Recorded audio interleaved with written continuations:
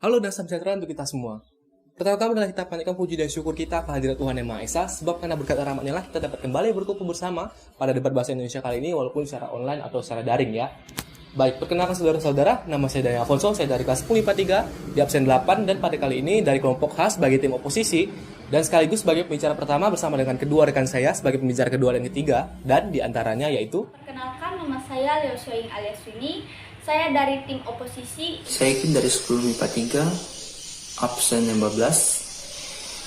Saya sebagai pihak oposisi. Baik, pada debat kali ini kita membahas mosi tentang Dewan atau pemerintah yang memberikan hak kartu keluarga sejahtera kepada masyarakat miskin atau masyarakat kurang mampu, masyarakat dari ekonomi ke bawah, secara cuma-cuma kepada mereka sebagai bentuk kepedulian negara.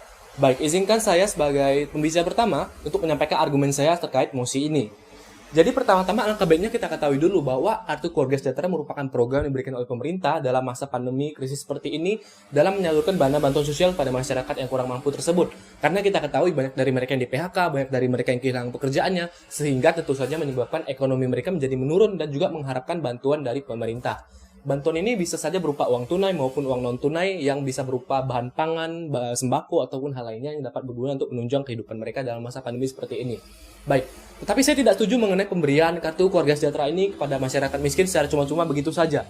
Mengapa? Karena dengan begitu bisa saja masyarakat dari kelas menengah atau masyarakat dari kelas atas yang pada dasarnya ini mereka normal saja, mereka ini mampu dalam mencukupi kehidupan mereka baik sesudah pandemi maupun baik sebelum pandemi maupun saat pandemi, mereka ini normal-normal saja, tetapi karena tiba-tiba saat pandemi ini ada pembagian dana bantuan sosial, mereka malah ingin berpartisipasi untuk mendapatkan bantuan sosial tersebut dan mengatakan bahwa mereka dari masyarakat yang kurang mampu.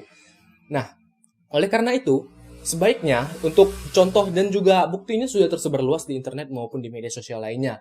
Nah, tentu saja ini bisa saja menyebabkan suatu proses ataupun dari kegiatan yang dilakukan pemerintah ini bisa saja kemungkinan untuk membantu masyarakat kecilnya ini malah semakin menurun karena semakin banyak kasus seperti itu semakin bertambah banyak juga ingin yang bergabung ya kan, satu orang berhasil ingin yang lain juga ingin coba, dan juga sehingga oleh karena itu bisa saja masyarakat yang benar-benar dari kurang mampu ini malah tidak mendapatkannya, malah tidak kebagian dari bantuan sosial tersebut yang seharusnya mereka bisa dapatkan. Nah, bisa saja juga disebabkan karena kurangnya informasi atau kurangnya sosialisasi yang dilakukan pemerintah terhadap bantuan sosial ini, sehingga menyebabkan masyarakat kekurangannya informasi terkait dana bantuan sosial ini. Jadi, mau tanya siapa juga tidak tahu terhadap bantuan sosial yang diberikan oleh pemerintah ini.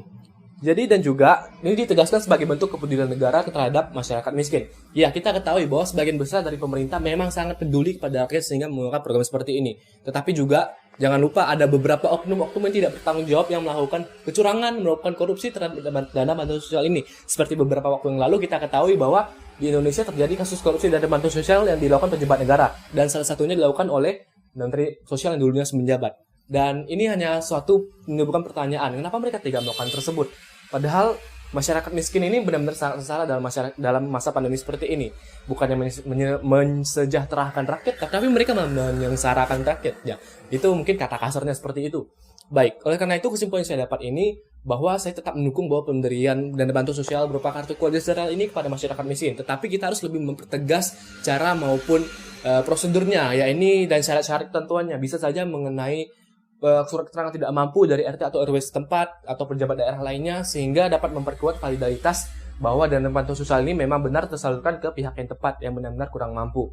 Sehingga dengan begitu ini dapat bisa menyongsong dan juga memajukan, meningkatkan validitas ataupun meningkatkan suatu suatu kegiatan yang dilakukan pemerintah ini benar-benar bisa membantu masyarakat miskin seperti itu. Baik. Untuk oknum-oknumnya yang tidak bertanggung seperti yang saya katakan sebelumnya, seharusnya pemerintah juga lebih tegas lagi, terutama dari KPK sendiri, untuk mempertegas oknum seperti itu agar tidak terjadi kasus yang terulang lagi kedua kalinya. Baik, itulah argumen saya terkait kasus mosi seperti ini. Dan juga selanjutnya kita akan menuju ke argumen selanjutnya oleh rekan saya.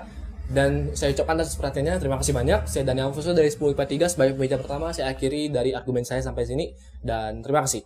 Salam sejahtera bagi kita semua. Perkenalkan, nama saya Leo Soing alias Winnie. Saya dari tim oposisi ingin menyampaikan argumen saya mengenai program yang diluncurkan pemerintah mengenai KKS, yaitu Kartu Keluarga Sejahtera, yang ditujukan untuk memperdulikan keluarga dengan ekonomi di bawah rata-rata. Jadi menurut saya program yang diluncurkan pemerintah ini tidak cukup untuk memperdulikan, tidak cukup efektif untuk memperdulikan masyarakat yang ekonominya di bawah rata-rata ini. Kenapa? Karena penyebarannya ini kurang merata. Kenapa saya bilang seperti itu? Karena ada beberapa daerah yang tidak mengetahui informasi tersebut, tidak mengerti mengenai program tersebut, serta ada bahkan keluarga yang seharusnya benar-benar membutuhkan KKS tidak mendapatkannya, sedangkan keluarga yang tidak terlalu butuh atau yang sebenarnya tidak butuh KKS ini malah mendapatkannya. Nah, jadi dengan begitu program ini sangatlah tidak efektif untuk memperdulikan masyarakat yang ekonominya di bawah rata-rata. Menurut saya, jika ingin efektif, pemerintah bisa melakukan survei secara langsung. Bisa dengan mengutus panitia atau beberapa pihak ke beberapa tempat yang sekiranya membutuhkan yang dibutuhkan untuk melakukan survei secara langsung. Misalnya di daerah pedalaman atau daerah-daerah pelosok yang tidak memiliki listrik, maksudnya seperti alat untuk mendapatkan informasi seperti televisi dan handphone. Kenapa? Karena di daerah pedalaman itu biasanya belum ada listrik, jadi mereka tuh tidak mengetahui adanya program tersebut. Jadi pemerintah itu bisa mengutus beberapa pihak untuk menyusuri daerah-daerah tersebut, menjelaskannya secara langsung.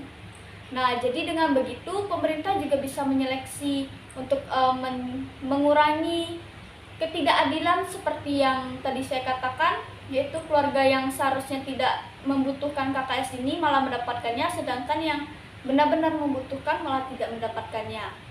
Nah, jadi lebih baik melakukan survei secara langsung agar bisa menyeleksi. Baik, sekian argumen dari saya. Terima kasih. Selamat sore, saya Kim dari 10 MIPA 3, absen 15. Saya sebagai pihak oposisi. Kali ini saya akan menjawab mosi ke-16.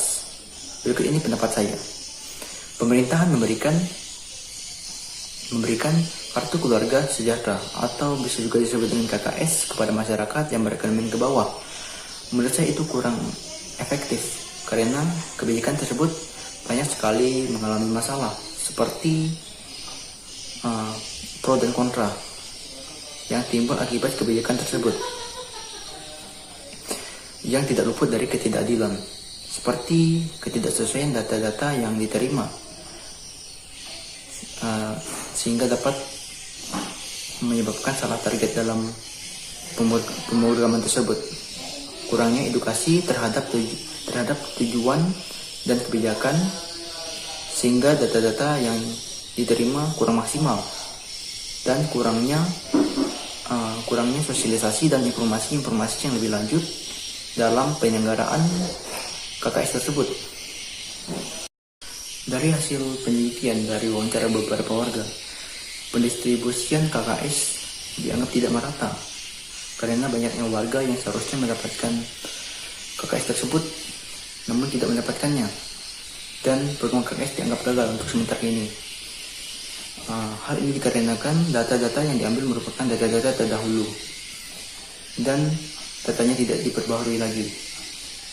Warga banyak sekali berpendapat bahwa mereka dimintai KK dan KTP, namun mereka tidak mendapatkan KKS tersebut, melainkan mereka yang berekonomi ke atas dan menengah mendapatkannya. Ketidakefektifan penyaluran KKS masih belum cukup karena bantuan penyaluran KKS masih belum cukup sepenuhnya untuk membantu mengatasi permasalahan kemiskinan hingga pada saat ini dilihat dari indikator penelitian KKS. Jadi dapat dilihat bahwa masih banyak orang yang menerima bantuan KKS meskipun mereka bukan tergolong dari orang yang dapat dibantu KKS. Melalui pendistribusian yang kurang baik ini, pemerintah yang menyalurkan program KKS dianggap gagal dalam menyikapi angka kemiskinan yang masih tinggi hingga saat ini, karena kurangnya data-data yang ada sampai saat ini yang belum diperbaharui, dan kurangnya informasi-informasi yang kurang relevan yang dapat diterima oleh masyarakat setempat hingga bermanfaat bagi mereka. Sehingga hal inilah yang menjadi isu sangat penting untuk menyikapi angka kemiskinan yang tinggi hingga saat ini. Sekian dari saya ucapkan terima kasih. Baik, sekarang kita telah sampai dalam babak akhir atau tahap akhir dalam debat bahasa Indonesia kali ini, di mana saya dan Afonso sebagai pembicara pertama sekali lagi akan menyampaikan kesimpulan dari seluruh argumen atau pendapat yang telah disampaikan sebelumnya, dari saya sendiri sebagai pembicara pertama maupun dari kedua pembicara lainnya, ini kedua teman saya lainnya. Dan di sini saya mengambil suatu kesimpulan terkait mosi yang sedang kita bahas ini, yakni di mana kami memang sangat setuju mengenai pemberian kartu keluarga sejahtera ini atau bansos ini kepada masyarakat kurang mampu sebagai bentuk bantuan untuk membantu mereka dalam menunjang kehidupan dalam masa pandemi krisis seperti ini. Tetapi mengingat bahwa pendistribusian, cara penyalurannya masih dinilai kurang berhati-hati, di mana kita tahu juga bahwa dalam ketersediaan dari dana bantuan sosial ini sangat terbatas dan tidak selalu ada. Jadi bisa dinilai dengan usaha pemerintah dengan menggunakan metode seperti ini dinilai masih kurang efektif dalam penyalurannya. Dan juga kita ketahui bahwa banyak masyarakat yang benar-benar kurang mampu tidak semuanya mendapatkan bantuan sosial yang dikeluarkan pemerintah ini. Tetapi malah sebaliknya masyarakat yang bisa dikatakan mampu malah mendapatkannya. Nah, ini bisa saja menimbulkan satu ketidakadilan yang diberikan oleh rakyat sendiri. Jadi bisa saja memicu konflik, pertentangan atau hal-hal lainnya yang tidak kita inginkan terkait kasus seperti ini. Nah, oleh karena itu di sini saya sebagai perwakilan menyampaikan bahwa kami menentang keras dengan pemberian kartu keluarga sejahtera ini yang diberikan oleh pemerintah kepada masyarakat miskin secara cuma-cuma begitu saja. Mengingat juga bahwa kita tahu bahwa sebagian besar masyarakat yang sudah dimintai keterangan seperti KTP, kartu keluarga atau hal dokumen lainnya untuk meningkatkan dalam menjalankan prosedur pembagian atau penyaluran dana bansos sosial tersebut tidak bisa langsung mendapatkan dana bansos tersebut. Tetapi tetap saja dengan metode seperti ini bisa meningkatkan validitas dana bantuan sosial tersebut ini disalurkan kepada masyarakat yang benar, masyarakat benar-benar masyarakat benar-benar yang kurang mampu dan juga mendapatkan yang benar-benar mengharapkan bantuan dari pemerintah. Bisa saja seperti yang saya katakan sebelumnya untuk disertai ke surat-surat yang dapat memperkuatnya seperti surat keterangan tidak mampu dari ketua dari RW atau RT setempat dan juga dokumen lainnya yang bisa digunakan untuk mempercepat proses ataupun validitas untuk disalurkannya dana bantuan sosial ini. Untuk oknum-oknum yang tidak bertanggung jawab seperti yang saya katakan sebelumnya yang terlibat kasus korupsi, kecurangan ataupun hal lainnya terkait dana bantuan sosial ini bisa saja menyebabkan mengalirnya amarah besar dari rakyat sendiri. Di mana mereka ini malah mempermainkan hal-hal yang digunakan untuk membantu rakyat. Oleh karena itu dari pihak pemerintah sendiri, terutama dari KPK harus bertindak tegas, mempertegas mereka secara hukum sesuai prosedurnya, di mana membuat mereka memberikan efek sangat jera, kapok ataupun lainnya sehingga tidak ada lagi orang yang ingin mengulangi kesalahan yang sama seperti itu. Baik, inilah kesimpulan yang saya dapat dari semua argumen yang telah disampaikan sebelumnya. Saya dan Afonso dan sebagai pembicara pertama mengakhiri debat kali ini, mengingat bahwa debat kali ini sebagai bentuk pembelajaran bagi kita masing-masing dalam pembelajaran bahasa Indonesia ini, tetapi tetap saja jika terdapat suatu kesalahan kata, gunungan bahasa, atau kalimat lainnya yang bersifat menyinggung atau tidak mengenakan hati di hati saudara-saudara kalian semua, saya mohon maaf yang sebesar-besarnya. Dan juga terima kasih atas bimbingan dari guru mata pelajaran bahasa Indonesia kami, yakni Bapak Willy, dan juga teman-teman sedang menonton semua. Saya sebagai perwakilan dari kelompok H, tim oposisi, dan Afonso sebagai pembicara pertama menutup debat kali ini. Atas perhatiannya saya ucapkan sekali lagi terima kasih dan salam sejahtera untuk kita semua.